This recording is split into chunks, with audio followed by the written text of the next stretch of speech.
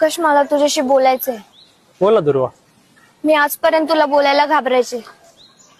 हे बघ, मला नाही माहिती तुझं आणि आदितीचं काय नातं आहे. मी जेव्हा जेव्हा तुम्हाला सोबत बघते ना, तेव्हा माझ्या मनाला ठेच लागते. हे बघ आकाश, ती तुला आवडतही असेल, तुझं तिच्यावर प्रेमही असेल, पण हे बघ दुर्वा, तुला काहीतरी गैरसमज झालाय. आदिती आणि मी लहानपणीचे मित्र आहोत, बाकी काय नाही.